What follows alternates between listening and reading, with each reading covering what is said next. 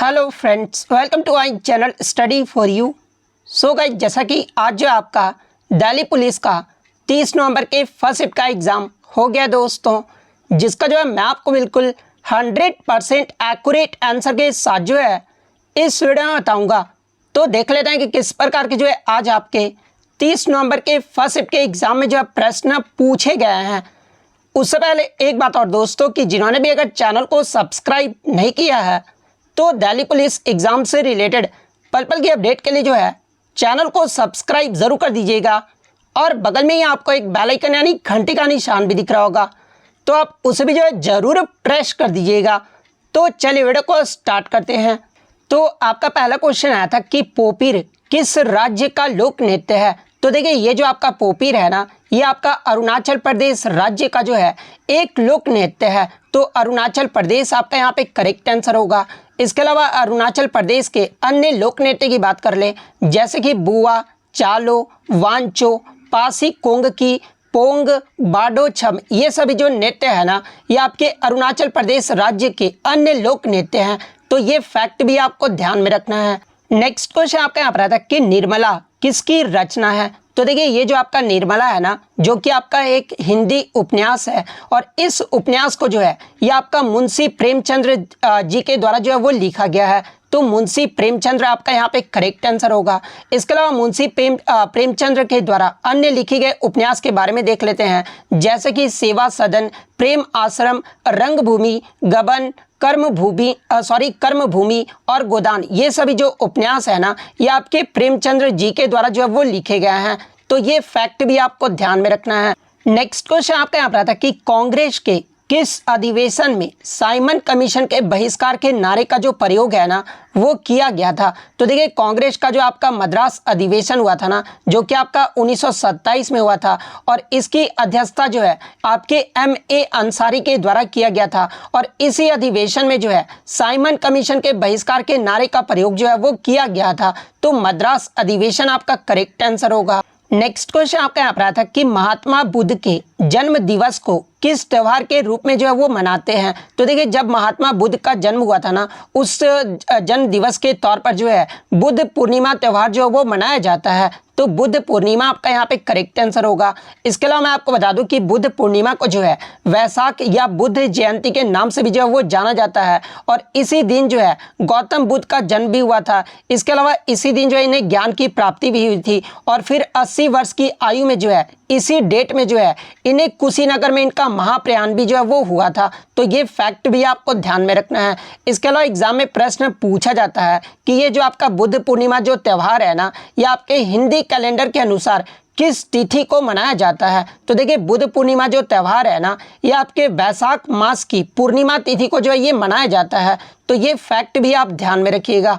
Next question आपका यहाँ पर आता है कि सातवाहन वंश की राजधानी जो है वो पूछा गया था। तो देखिए, सातवाहन वंश की जो है आपका 2 राजधानियां था, और वो 2 राजधानी कौन कौन से थे। तो पहला आपका प्रतिष्ठान था, और सेकंड आपका अमरावती था। तो ऑप्शन में या तो आपका प्रतिष्ठान दिया गया होगा या फिर अमरावती दिया गया होगा। तो इन दोनों में से जो भी दिया गया होगा वो आपका करेक्ट आंसर होगा। इसके अलावा बात कर ले सातवाहन वंश की स्थापना ये जो है किसके द्वारा किया गया था। तो देखिए, सातवाहन वंश की जो स्थापना है ना, ये आपके सीमुक के द्वारा जो वो किया गया था। और सीमुक जो थे ये आपके सातवाहन वंश के जो है ये प्रथम शासक थे, जिनका शासनकाल जो है 1000 से लेकर जो है 70 ईसा पूर्व तक जो इनका शासन काल रहा था। इसके अलावा सातवाहन वंश के अंतिम शासक कौन रहे थे। तो देखिए, इसके जो अंतिम शासक है ना, ये विजय रहे थे। तो ये फैक्ट भी आपको ध्यान में रखना है।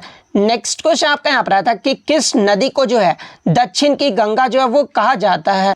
तो देखिए, मैं आपको बता दूं कि दक्षिण की गंगा या फिर दक्षिण भारत की गंगा के रूप में जो है ये आपका कावेरी नदी को जो है वो जाना जाता है। तो कावेरी नदी आपका यहाँ पे करेक्ट आंसर होगा। अगर देखिए, क्वेश्चन में ये दिया रहा है कि दक्षिण गंगा के नाम से किसे जाना जाता है, यहाँ पर दक्षिण की गंगा ना देकर सिर्फ दक्षिण गंगा दे दिया जाए, तो देखिए दक्षिण गंगा के रूप में जो है ये आपके गोदावरी नदी को जाना जाता है। तो ये फैक्ट भी आपको ध्यान में रखना है। और ये जो आपका गोदावरी नदी है ना, ये आपके दक्षिण भारत का सबसे बड़ा नदी है। तो ये पॉइंट भी आप ध्यान में रखिएगा।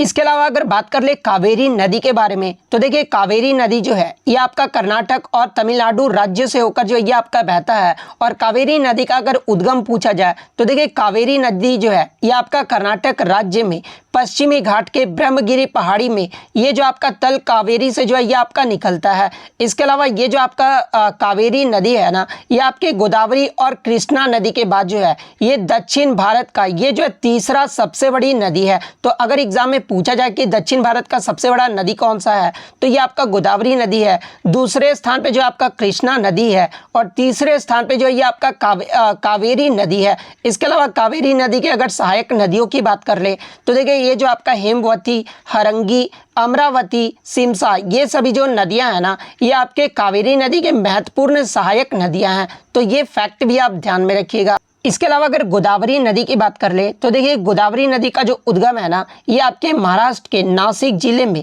त्र्यंबकेश्वर से जो है इसका उद्गम होता है। तो ये फैक्ट भी आप ध्यान में रखिएगा। इसके अलावा गोदावरी नदी का जो है बेसिन पूछा जाता है, तो देखिए इसका जो बेसिन है ना, ये आपके महाराष्ट्र, आंध्र प्रदेश, छत्तीसगढ़, उड़ीसा, मध्य प्रदेश, कर्नाटक के अन्य छोटे छोटे भागों, इसके अलावा केंद्र शासित प्रदेश पुडुचेरी के राज्य तक जो है इसका बेसिन जो है वो फैला हुआ है। तो ये पॉइंट भी आप ध्यान में रखिएगा। इसके अलावा मैं आपको बता दूं कि ये जो आपका गोदावरी नदी और कावेरी नदी दोनों ही जो नदियां हैं ना, ये आपके बंगाल की खाड़ी में जो वो गिर जाता है। इसके अलावा गोदावरी नदी के अन्य सहायक नदियों की बात कर ले तो देखिए पे गंगा, वैनगंगा, वर्धा और मंजीरा, ये सभी जो नदियां हैं ना, ये आपके गोदावरी नदी के महत्वपूर्ण सहायक नदियां हैं। तो ये पॉइंट भी आप ध्यान में रखिएगा। नेक्स्ट क्वेश्चन आपका यहाँ पर आता है कि 8 अप्रैल 1929 में भगत सिंह ने किसके साथ विधानसभा में जो है बम फेंके थे। तो देखिए 8 अप्रैल 1929 में जो है भगत सिंह और बटुकेश्वर दत्त जो है एक प्रतिकूल विधेयक के विरोध में जो है नई दिल्ली में केंद्रीय विधानसभा के अंदर जो वो बम फेंके थे। तो बटुकेश्वर दत्त आपका यहाँ पे करेक्ट आंसर होगा। इसके अलावा एग्जाम में पूछा जाता है कि भगत सिंह और बटुकेश्वर दत्त जो है दिल्ली में केंद्रीय विधानसभा के अंदर बम जो है ये कब फेंके थे। तो देखिए ये डेट भी आपको याद रखना है कि कब फेंके थे। तो 8 अप्रैल 1929 को जो है ये फेंके थे। इसके अलावा मैं आपको बता दूं कि ये जो आपका इनकलाब जिंदाबाद का जो नारा है ना, ये भगत सिंह के द्वारा ही जो वो दिया गया था। तो ये फैक्ट भी आपको ध्यान में रखना है। नेक्स्ट क्वेश्चन आपका यहाँ पर आता है कि फीफा विश्व कप 2022 ये जो है किस टीम ने जीता है। तो देखिए फीफा विश्व कप 2022 की बात कर ले तो फाइनल में जो है आपका अर्जेंटीना और फ्रांस के मध्य खेला गया था, जिसमें अतिरिक्त समय के बाद भी जो है ये मैच जो था वो आपका 3-3 से जो वो ड्रॉ हो गया था। तो जब आप देखोगे कि फुटबॉल में जब मैच ड्रॉ होता है ना, तो फिर जो है वो आपका पेनल्टी जो है वो शूट आउट किया जाता है। तो पेनल्टी में जो है फ्रांस के खिलाफ जो है अर्जेंटीना ने 4-2 से जो है फाइनल में जो है हराकर, फ्रांस को हराकर जो है अर्जेंटीना जो वो विजेता बन गया था। तो अर्जेंटीना आपका यहाँ पे करेक्ट आंसर होगा। वहीं अगर उप विजेता पूछा जाए कि उप विजेता कौन सा देश रहा था, तो ये आपका फ्रांस देश रहा था। इसके अलावा अगर फीफा की बात कर ले तो फीफा का एग्जाम में फुल फॉर्म जो वो पूछा जाता है। तो देखिए फीफा का जो फुल फॉर्म होता है ना, ये आपका federation international D football association होता है। और फीफा की जो स्थापना है ना, ये आपका 1904 में जो वो किया गया था। इसके अलावा पहला फीफा विश्व कप ये जो है किस वर्ष खेला गया था। तो देखिए पहला जो फीफा विश्व कप है ना, ये आपका 1930 में उरुग्वे में जो है ये आपका आयोजित किया गया था, जिसका पहला जो विजेता टीम रहा था वो आपका उरुग्वे रहा था। तो ये पॉइंट भी आपको ध्यान में रखना है। इसके अलावा 2022 के फीफा विश्व कप की बात कर ले तो देखिए 2022 का जो फीफा विश्व कप है ना, ये आपका कतर में आयोजित किया गया था। तो ये पॉइंट भी आपको ध्यान में रखना है। इसके अलावा 2022 के फीफा विश्व कप की बात कर ले तो इसमें गोल्डन बूट का जो अवार्ड है ना, ये आपके फ्रांस के केलियन एम्बापे को जो है गोल्डन बूट का अवार्ड दिया गया था। गोल्डन ग्लव का जो अवार्ड है ना, ये आपके एमिलियानो मार्टिनेज को जो है वो दिया गया था। गोल्डन बॉल का जो अवार्ड है ये आपके अर्जेंटीना के कैप्टन लियोनल मेसी को जो वो दिया गया था। वहीं अगर युवा खिलाड़ी का जो अवार्ड है ये आपके एंजो फर्नांडिस को जो वो दिया गया था। इसके अलावा फीफा फेयर प्ले अवार्ड का जो अवार्ड है ये आपके इंग्लैंड टीम को जो वो दिया गया था। तो ये सारे फैक्ट जो है आपको ध्यान में रखना है। नेक्स्ट क्वेश्चन आपका यहाँ पर आता है कि the story of my experiment with truth पुस्तक के लेखक कौन है। तो देखिए माई एक्सपेरिमेंट विद ट्रूथ ये जो आपका महात्मा गांधी की ऑटोबायोग्राफी है और ये जो आपके महात्मा गांधी जी के द्वारा जो वो लिखा गया था। तो महात्मा गांधी आपका यहाँ पे करेक्ट आंसर होगा। नेक्स्ट क्वेश्चन आपका यहाँ पर आता है कि सामान्य न्याय और निःशुल्क विधिक सहायता इसके अलावा समान कार्य के लिए समान वेतन की जो व्यवस्था है ना, ये किस अनुच्छेद के तहत जो है वो किया गया है?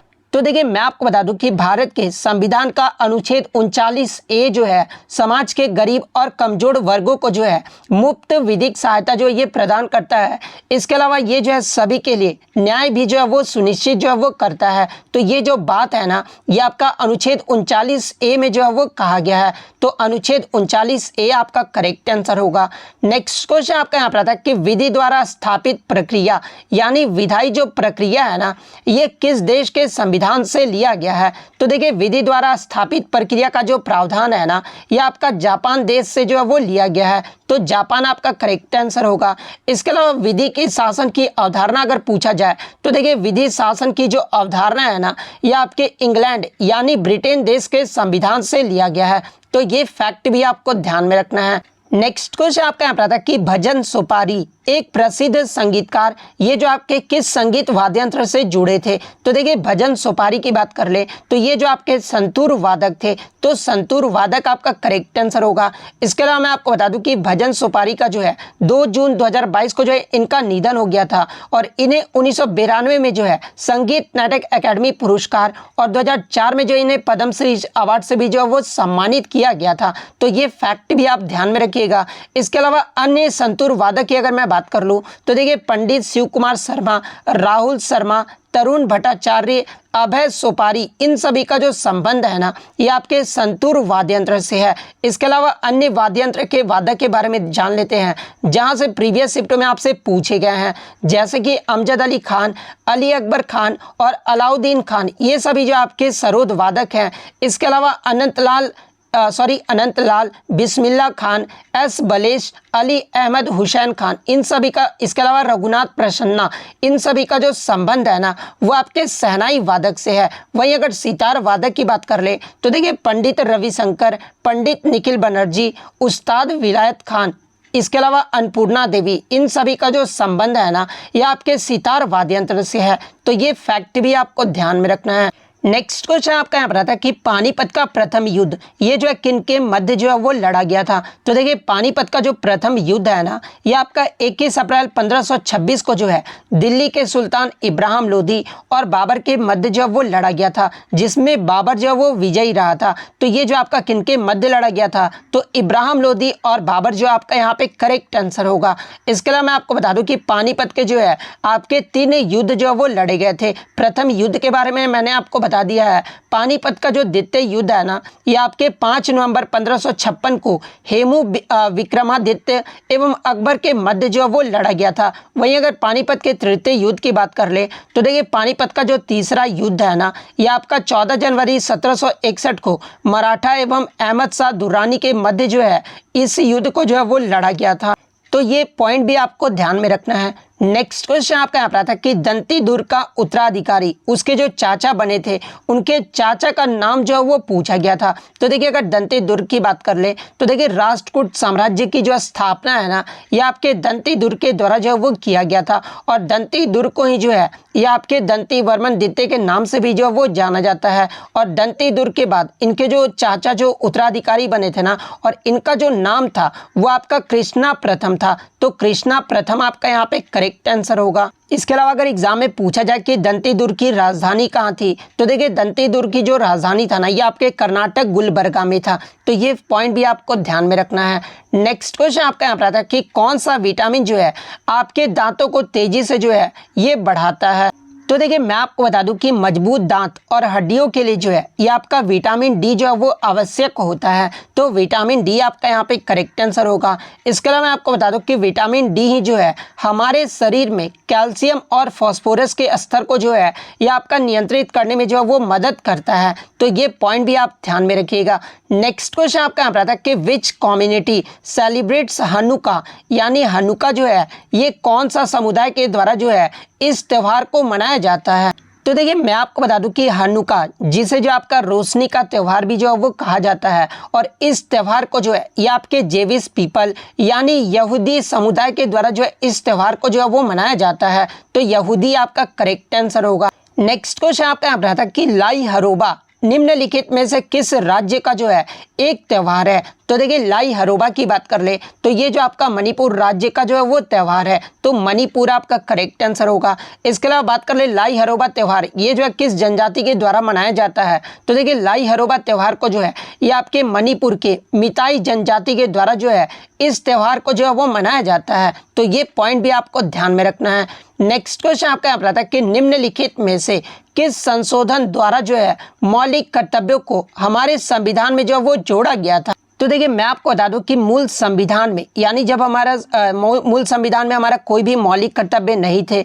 इसके अलावा मैं आपको बता दूं कि मौलिक कर्तव्य को जो है कब जोड़ा गया था, तो देखिए सरदार स्वर्ण सिंह समिति के सिफारिश पर आपका जो 42वां संविधान संशोधन हुआ था ना, जो कि आपका 1976 में हुआ था, और इसके द्वारा हमारे संविधान में जो है 10 मौलिक कर्तव्यों को जो वो शामिल किया गया था। तो 42वां संविधान संशोधन 1976 आपका यहाँ पे करेक्ट आंसर होगा। इसके अलावा अगर फंडामेंटल ड्यूटीज़ यानी मौलिक कर्तव्य की बात कर ले तो ये जो आपके संविधान के भाग 4A और अनुच्छेद 51A में जो इसे रखा गया है, तो ये पॉइंट भी आपको ध्यान में रखना है। इसके अलावा मौलिक कर्तव्य की जो विशेषता ये किस देश के संविधान से लिया गया है, तो देखिए मौलिक कर्तव्य की जो विशेषता है ना ये आपके USSR यानी अब जो इसका नाम है वो आपका रूस है, और रूस देश के संविधान से जो है मौलिक कर्तव्य की विशेषता जो है वो लिया गया है।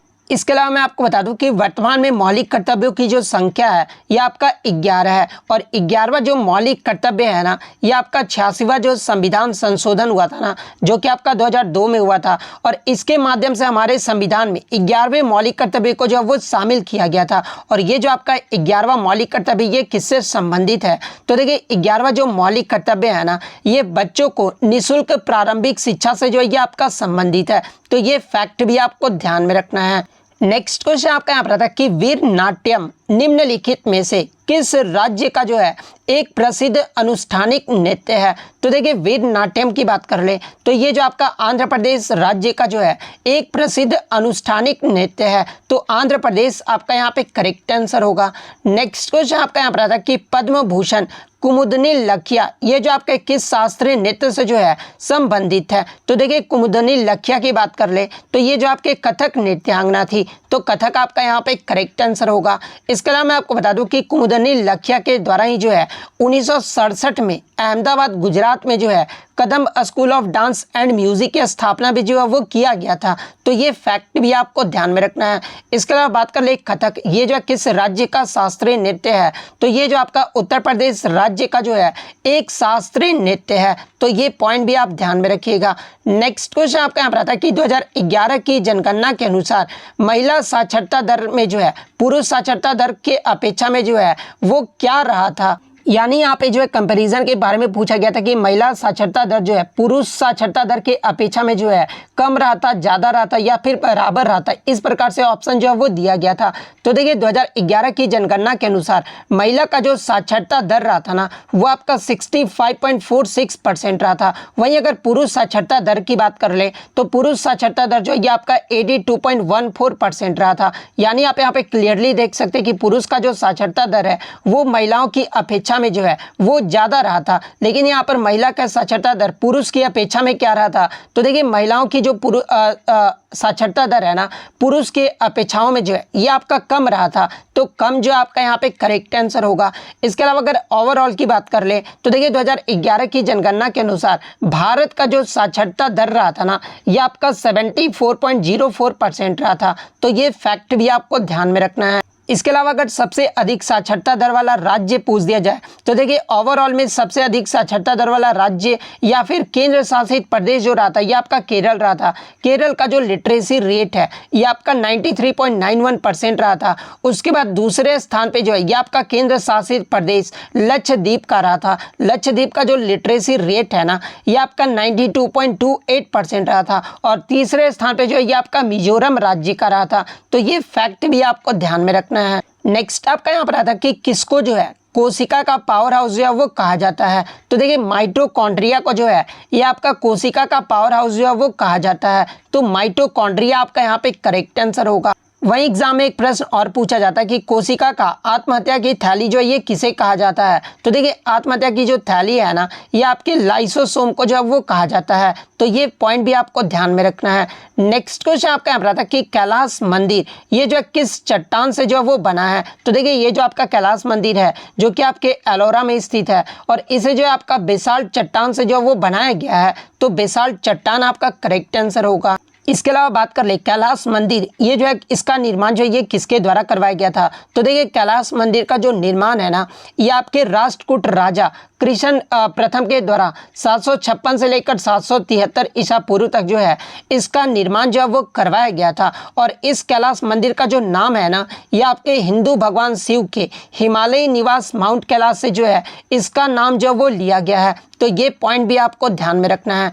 नेक्स्ट क्वेश्चन आपका यहाँ पर आता है कि 1991 में भारत में जो आर्थिक मंदी आई थी ना इसमें जो है कितने दिनों तक जो है ये खर्चा जो है वो बचा था। तो देखिए 1991 में भारत में जो आर्थिक मंदी आई थी उसमें भारत के पास जो है $1 बिलियन से भी कम जो है आपके विदेशी मुद्रा का जो वो भंडार था जो कि आपके 3 सप्ताह की अवधि के लिए जो है ये आपके आयात आवश्यकताओं को जो है पूरा करने के लिए जो वो आपका पर्याप्त था। तो कितने दिन तक खर्चा से जो है ये बचा गया था। तो ये आपके 3 सप्ताह यानी 21 दिन के लिए जो है ये बचा था। तो 3 सप्ताह आपका करेक्ट आंसर होगा।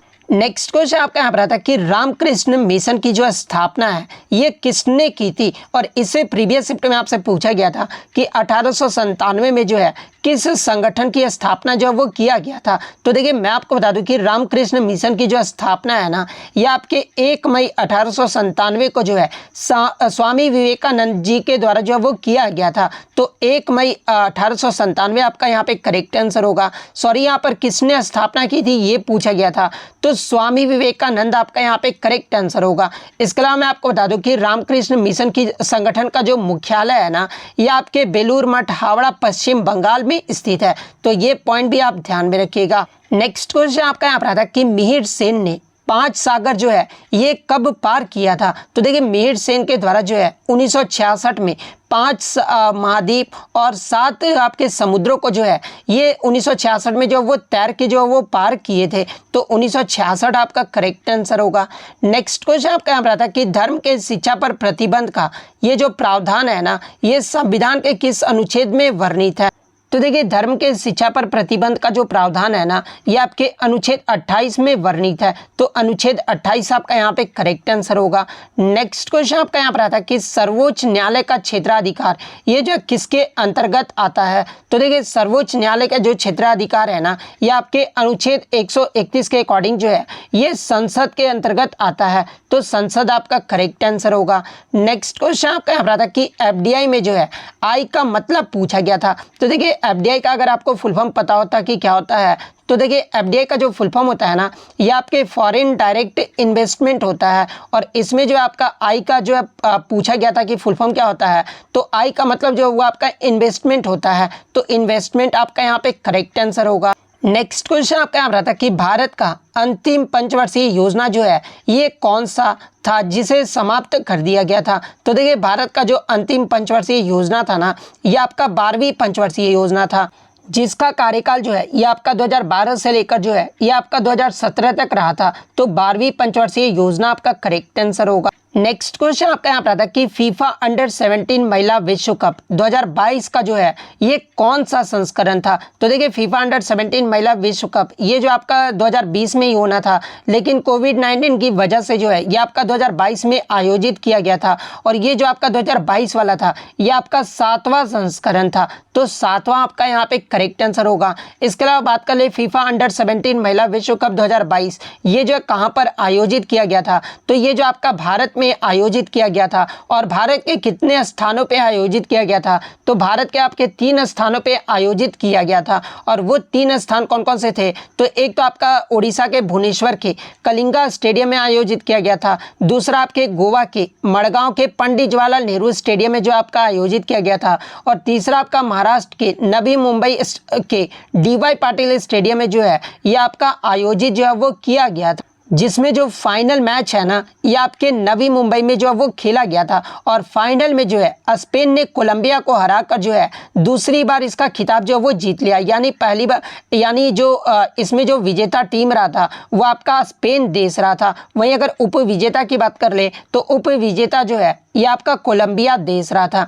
तो ये फैक्ट भी आपको ध्यान में रखना है। लेकिन कुछ बच्चों ने बताया कि फीफा अंडर 17 महिला वाला नहीं पूछा गया था, फीफा अंडर 19 महिला T20 विश्व कप यानी क्रिकेट के विश्व कप के बारे में पूछा गया था। तो देखिए आपके जो है आईसीसी अंडर 19 महिला T20 विश्व कप ये जो आपका 2023 में जो है वो खेला गया था और ये जो आपका पहला ही संस्करण था जो कि आपके दक्षिण अफ्रीका द्वारा जो है ये आपका आयोजित जो है वो किया गया था। तो अगर ये प्रश्न पूछा गया था तो पहला संस्करण ही जो आपका यहाँ पे करेक्ट आंसर होगा। और इसका जो विजेता टीम रहा था ना, इसका जो विजेता टीम रहा था वो आपका भारत देश रहा था। भारत ने फाइनल में जो है इंग्लैंड को हराकर जो है इसका जो वो खिताब जीत लिया था। तो ये फैक्ट भी आपको ध्यान में रखना है। इसके अलावा एक और क्वेश्चन आपका आया था कि ईमेल का जो है वो फुल फॉर्म पूछा गया था। तो देखिए ईमेल का जो फुल फॉर्म होता है ना ये आपके इलेक्ट्रॉनिक मेल होता है। तो इलेक्ट्रॉनिक मेल आपका यहाँ पे करेक्ट आंसर होगा। तो इतने क्वेश्चन जो है आज मुझे बच्चों के द्वारा मिले हैं जो कि 100% रियल और ऑथेंटिक है। तो अगर वीडियो अच्छी लगी हो तो वीडियो को जो है लाइक ज़रूर कर दीजिएगा और इसी तरह रियल एनालिसिस पाने के लिए जो है चैनल को सब्सक्राइब ज़रूर कर दीजिएगा। तो मिलते हैं नेक्स्ट वीडियो में, तब तक thank you, all the best.